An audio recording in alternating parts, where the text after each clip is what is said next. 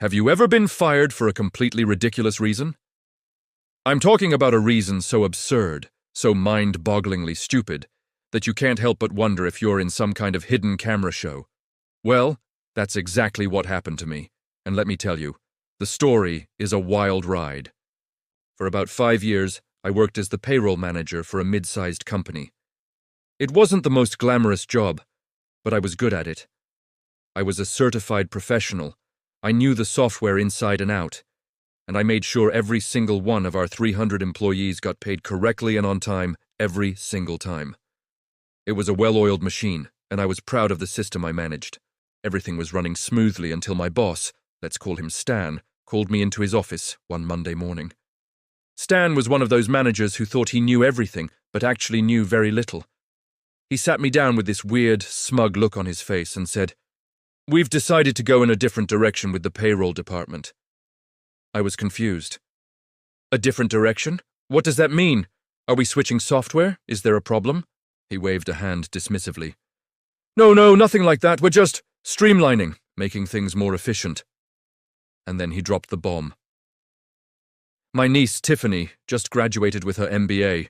She's a real whiz with spreadsheets, and she's going to be taking over payroll. I just stared at him, completely stunned. Tiffany? I'd met her once at a company picnic. She seemed nice enough, but she had zero experience in payroll, accounting, or HR. An MBA is great, but it doesn't magically teach you tax law, benefits deductions, and state-specific labor regulations. I tried to explain this to Stan as calmly as I could. Stan, with all due respect, payroll is a lot more complicated than just putting numbers in a spreadsheet. We use specialized, secure software for a reason. There are legal requirements, tax filings, direct deposits. He cut me off. Oh, I'm sure it's not that hard. Tiffany says she can handle it all in Excel. It'll save us money on that expensive software license you're always talking about. Save money? The software was the backbone of the entire operation. It handled everything automatically and, more importantly, legally. The idea of running payroll for 300 people using only Excel was not just inefficient, it was a recipe for absolute disaster. It was like trading a modern car for a horse and buggy to save on gas. I tried one last time. Stan, this is a huge mistake. There are so many risks. Data security, calculation errors, tax penalties. You can't just hand this over to someone with no experience using a basic spreadsheet. But he wasn't listening. His mind was made up. The decision is final, he said coldly. We're letting you go. Tiffany starts next week. Please pack up your things. We'll mail you your final check. And just like that, 5 years of dedicated service went down the drain. I was fired. Not for poor performance, not for misconduct, but so the boss's unqualified niece could play accountant with Microsoft Excel. I was furious, but I was also a professional. I packed my desk, said goodbye to a few colleagues who looked as shocked as I felt, and walked out the door with my head held high. As I left, I had a little thought. Okay, Stan, you want to do it this way? Let's see how it works out for you. Now here's where the story gets good. Before I left, I made sure to do my job properly. That included setting up the final payroll run that I was supposed to process. I scheduled all the direct deposits and tax payments, all perfectly correct, to go out on the usual payday. I also, as required by company policy and the law, documented everything.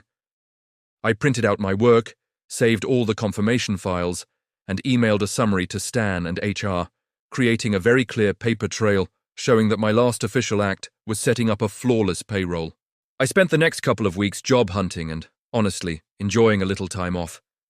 I was still angry, but a part of me was also morbidly curious about the train wreck I knew was about to happen at my old company. And then, it happened. The next payday arrived. My phone started blowing up around 9 a.m. It was former colleagues. The first call was from my friend Sarah in marketing. She was whispering, "Hey, did you get paid?" I checked my bank account. Yup, my final paycheck was there, exactly as it should be.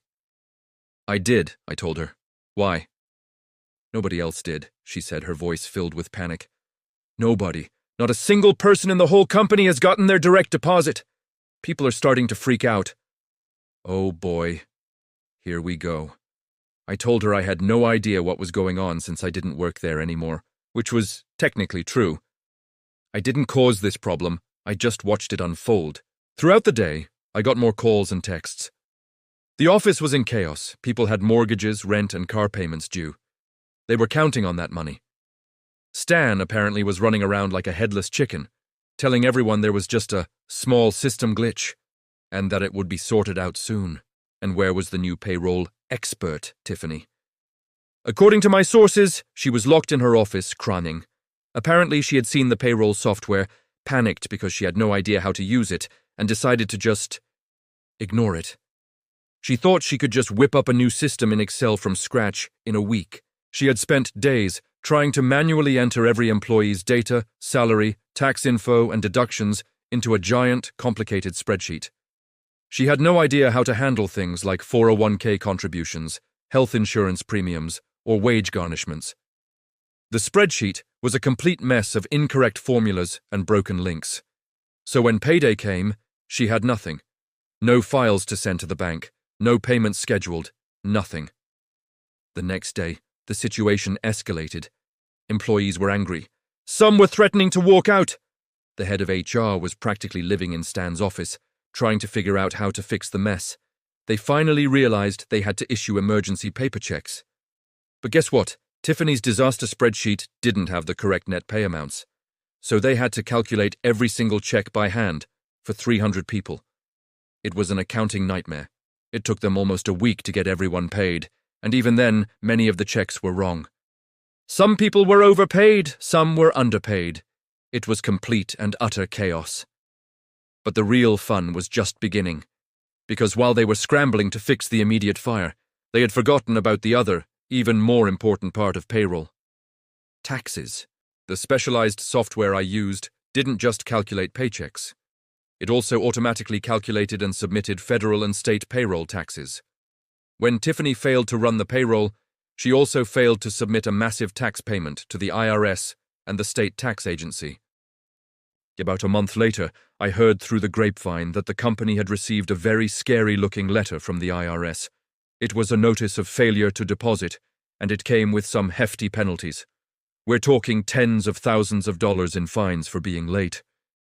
And that was just the IRS. The state tax authority sent their own angry letter with its own set of penalties. This is when the corporate office got involved. The regional vice president, a woman who did not suffer fools gladly, came down to our little office to find out what on earth was going on. Stan, trying to save his own skin, immediately tried to blame me. He told the VP that I must have sabotaged the system on my way out. That's when I got a call from HR. It was a formal-sounding woman I didn't know, asking me to come in for a meeting with the VP. I agreed, but I came prepared. I brought my folder with all my documentation, the printouts, the email confirmations, everything that proved I had left the payroll in perfect working order. I walked into the conference room. Stan was there, looking pale. Tiffany was there, looking like she wanted the floor to swallow her whole. And the VP was at the head of the table, looking like she was ready to breathe fire. The VP started. "We have a serious problem. Our payroll has been a disaster, and we've incurred significant tax penalties. Stan tells me you might be responsible." I calmly opened my folder. "Actually," I said, "I believe this documentation will show otherwise." I laid it all out on the table. This is the confirmation of the final payroll I scheduled before my termination. It includes direct deposits for all 300 employees and the electronic tax payments to the IRS and the state. It was all set to go. All someone had to do was not touch it. I looked over at Tiffany. "However, I was told that the company was transitioning to an Excel-based system. Did you cancel the run I had scheduled in the official software?" Tiffany just nodded miserably, unable to speak. The VP's eyes narrowed as she looked through my paperwork. She looked from the perfect records to Stan. The silence in the room was deafening. She didn't need me to explain what happened. It was all right there in black and white. Stan had fired a competent professional and replaced me with his clueless niece, who then proceeded to single-handedly create a financial and logistical catastrophe. The VP looked at Stan and said, in a voice as cold as ice, "Stan, we'll talk in your office. Now." I never found out exactly what was said in that meeting, but the results spoke for themselves. Stan was demoted so fast it made my head spin. He was moved to a non-management role in a department where he couldn't do any real damage. And Tiffany? She was gone by the end of the day. A few days later, I got another call. It was the VP. She apologized profusely for the whole situation. Then she asked, "What would it take to get you to come back?" She offered me my job back, with a significant raise. She also offered me a promotion to Director of Finance for the entire branch, a new position they created just to get me to return. And best of all, she guaranteed I would have full autonomy over my department, with no interference. So, did I take it? You bet I did. I walked back into that office the following Monday, not as just the payroll manager, but as the boss. The first thing I did was get the old software back online. It took a few long nights to untangle the mess Tiffany had made, but with the company's full support and a very large budget for any resources I needed, I got everything back on track. The employees were so relieved they could have thrown me a parade. The best part of the whole thing. Seeing Stan in his new tiny cubicle every morning, he never made eye contact with me again. And that, my friends, is what you call sweet, professional revenge. Never underestimate the importance of people who know what they're doing. Thanks for listening to my story. If you've ever had a crazy work experience like this, drop it in the comments below. I'd love to read them. And don't forget to like and subscribe for more tales of workplace justice. See you next time.